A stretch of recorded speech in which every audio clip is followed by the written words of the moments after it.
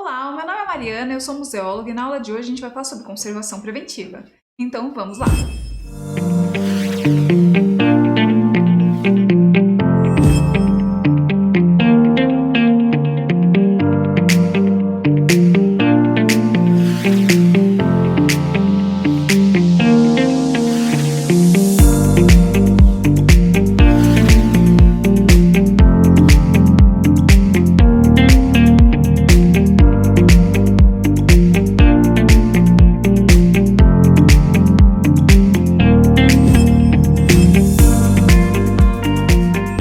Vocês lembram que nas aulas passadas a gente conversou bastante sobre patrimônio material, sobre patrimônio imaterial e tudo mais.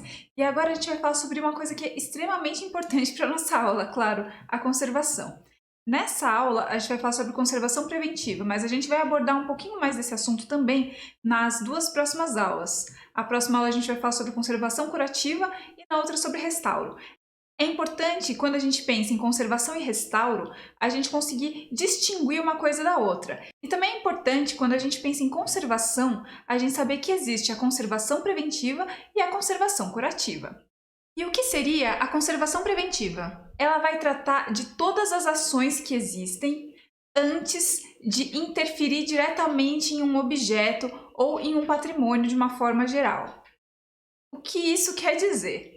Quer dizer que são as ações que envolvem o ambiente em que esses objetos, essas coleções, esse acervo está inserido. Lembra que a gente falou sobre patrimônio material, que ele podia ser móvel, que ele podia ser imóvel? Bom, a conservação preventiva, ela vale para os dois, mas principalmente para o patrimônio móvel, para as coleções, para os acervos. Daqui a algumas aulas a gente vai falar um pouquinho mais sobre coleções, mas dá para a gente ter uma ideia. São aqueles patrimônios que a gente consegue tocar, são aqueles patrimônios tangíveis. São os objetos, as obras de arte, são os acervos arqueológicos, enfim, tudo aquilo que a gente já discutiu nas outras aulas. E por que a gente faz uma conservação preventiva? Bom, a gente viu que é importantíssimo que a gente preserve os patrimônios para que eles durem o máximo possível.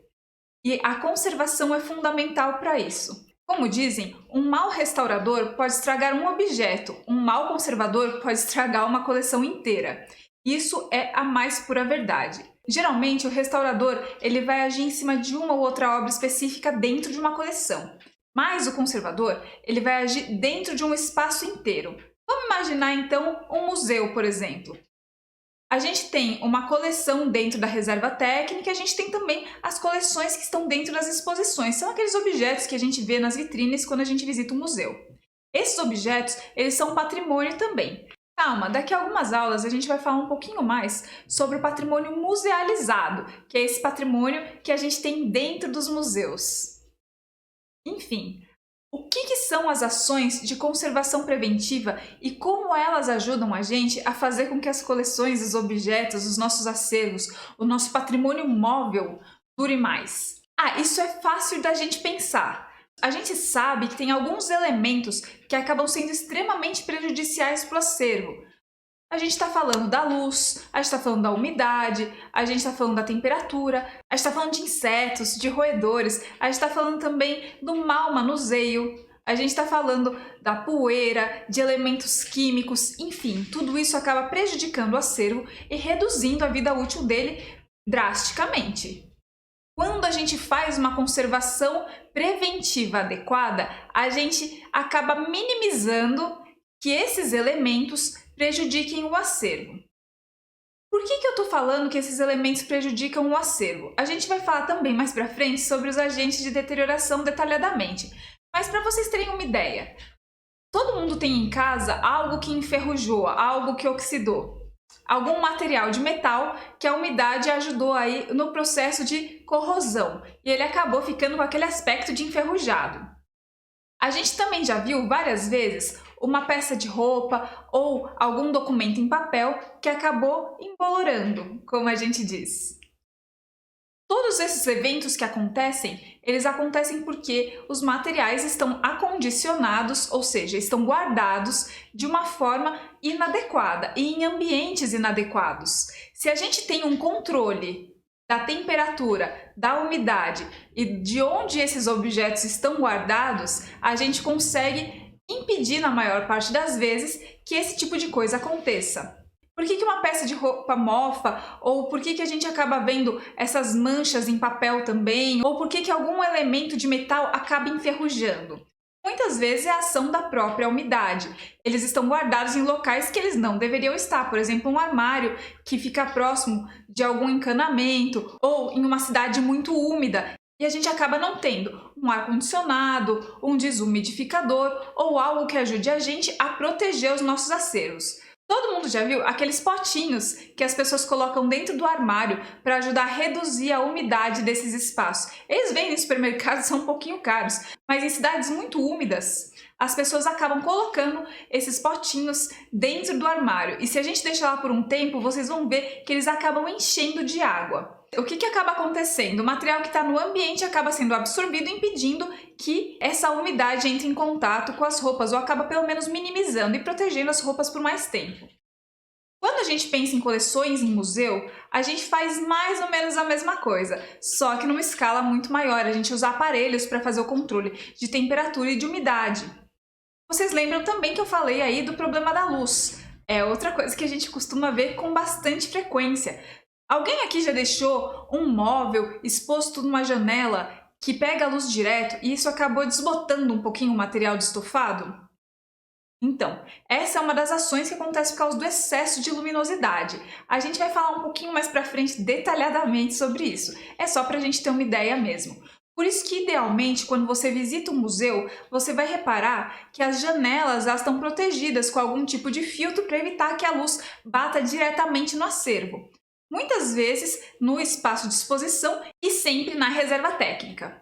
Uma outra coisa que é feita para proteger os acervos da luminosidade excessiva, seja da luz do sol, seja das luzes artificiais, é acondicionar esses objetos em embalagens específicas.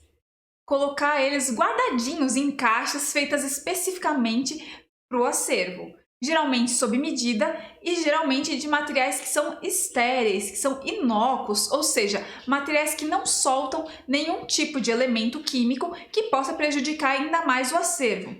Porque, como eu falei, os elementos químicos também são um agente de deterioração e também é missão aí da conservação preventiva evitar que entre em contato com o acervo.